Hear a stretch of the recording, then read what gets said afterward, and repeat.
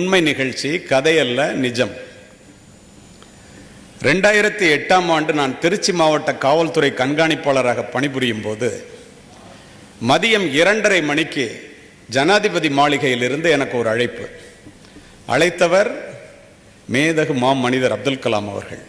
அழைத்ததனுடைய நோக்கம், அவர் சொன்னதை அப்படியே உங்கள்கிட்ட பதிவு செய்கிறேன்.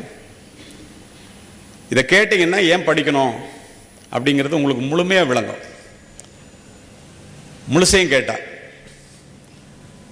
உங்கள் திருச்சி மாவட்டத்தில் துறையூர்னு ஒரு ஊர் இருக்கான்னு கேட்டார். இருக்கு சார்.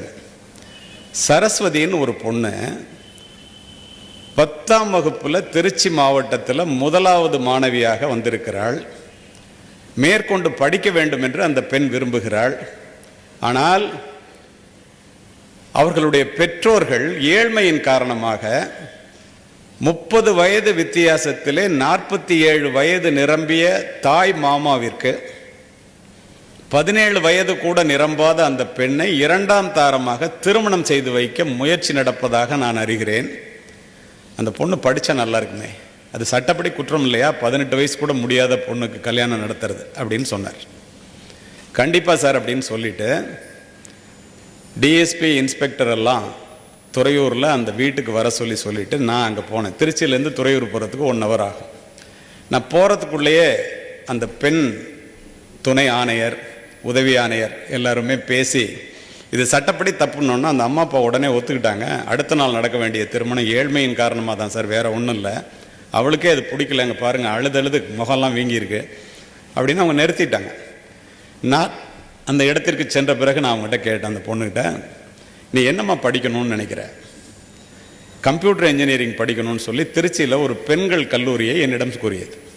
அங்கேருந்தே அந்த பிரின்சிபாலுக்கு பேசினேன். நான் அப்ளிகேஷன் போடலாமா, ஆனால் மாவட்டத்தில் 1வதாக வந்திருக்கு, அந்த பொண்ணுக்கு கம்ப்யூட்டர் இன்ஜினியரிங் சீட்டு ஒன்று வேணும் அப்படின்னு நான் சொன்னேன்.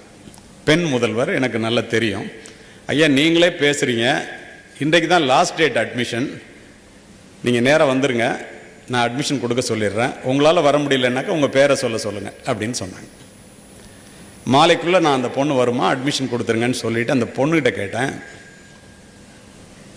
சரஸ்வதி உன்னுடைய தேவைகள் 2ம் நிறைவடைந்து விட்டது. பிடிக்காத கல்யாணத்தை பெற்றோர்களை நிறுத்தி விட்டார்கள், பிடித்த படிப்பை நான் பெற்றுக் கொடுத்து விட்டேன். ஆனால் உன்னுக்கிட்ட எனக்கு ஒரு கேள்வி இருக்குமான்னு. என்னன்னு கேட்டுச்சு. உனக்காக ஜனாதிபதி அப்துல் கலாம் அவர்கள் டெல்லியிலிருந்து பேசினாரே, ஜனாதிபதி மாளிகையிலிருந்து எப்படின்னு கேட்டேன். அந்த பொண்ணு சொன்னிச்சு, ஐயா நான் 8வது படிக்கும்போது என்னுடைய ஆசிரியைகள் என்னை கல்வி சுற்றுலா அழைச்சிட்டு போயிருந்தாங்க அண்ணாமலை யூனிவர்சிட்டிக்கு. அப்போ அணு விஞ்ஞானியாக இருந்த அப்துல் கலாம் சார் அங்கே உரையாற்றினார். பேசி முடித்தோன்னே கேள்வி கேட்க சொன்னார். நான் எந்திரிச்சு ஒரு கேள்வி கேட்டேன், பெண்களினுடைய முன்னேற்றத்திற்கு அடிப்படை தேவை எதுன்னு கேட்டேன். அவர் எந்திரிச்சு எஜுகேஷன், கல்வி அப்படின்னு ஒரே வார்த்தையில் சொல்லிட்டு உட்காந்துட்டார். அன்றைக்கு புத்தகத்தை எடுத்த நான் அதற்கப்புறம் அதை வைக்கவே நான் நினைக்கல. மாவட்டத்தில் 1 மார்க் வாங்கினேன் 10வதுல. எங்கள் அம்மா அப்பாவே என்னை படிக்க வைக்கலைன்னா என்ன பண்ணுறதுன்னு தெரியல. அதோடு மட்டும் இல்லாமல் ஒரு திருமணத்துக்கு ஏற்பாடு பண்ணிட்டாங்க. ராத்திரி பூரா அழுதேன். காலையில் எனக்கு விடை கிடைச்சிச்சு. யாரெல்லாம் கேள்வி கேட்டோமோ அவங்களுக்கெல்லாம் அப்துல் கலாம் சார் ஒரு கார்டு கொடுத்தார். அதில் அவருடைய இமெயில் ஐடியும் அவருடைய ஃபோன் நம்பரும் இருந்துச்சு. நான் தான் சார் அப்துல் கலாம் சார்கிட்ட காலையில் 7 மணிக்கு ஃபோனில் பேசினேன்னுச்சு. நாங்கள்லாம் வியந்து போயிட்டோம். அதோடு நின்றிருந்தால் கூட உங்களிடம் நான் இதனை பதிவு செய்ய மாட்டேன். தமிழர் ஒருவர் ஜனாதிபதி மாளிகையில் இருந்த காரணத்தினால் கல்வியின் அவசியத்தை உணர்ந்த ஒரு பெண் ஜனாதிபதியை தொடர்பு கொள்ள முடிகிறது, அதற்கு விடை கிடைக்கிறது.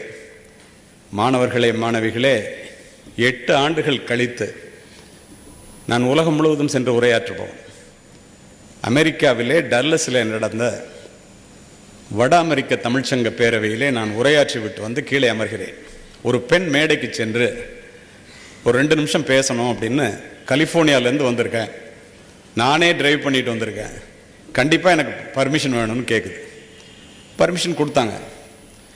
அந்த பொண்ணு மேடைக்கு போய், நான் மைக்ரோசாஃப்ட் கம்பெனியில் வேலை பார்க்குறேன், என்னுடைய 1 மாத சம்பளம் 3.5 லட்சம் ரூபாய், என்னுடைய கணவர் இவர் தான் மேலே கூப்பிட்டு இவர் என்னை விட சம்பளம் குறைச்சி வாங்குறாரு, எங்கள் அம்மா அப்பா இவங்க தான் சொல்லி கிராமப்புறத்தை சேர்ந்த 2 அம்மா அப்பா மேலே வர்றாங்க.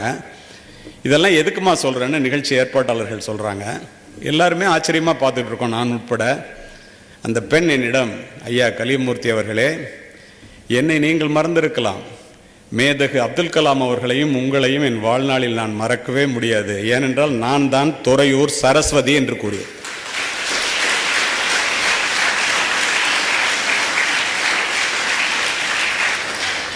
அடுப்படியிலே அடைந்து கிடந்து தன்னுடைய வாழ்க்கையை முடித்து கொள்ள வேண்டிய ஒரு பெண்ணை அமெரிக்காவிலே கலிபோர்னியாவிலே கொண்டு போய் நிறுத்தியது கல்வி.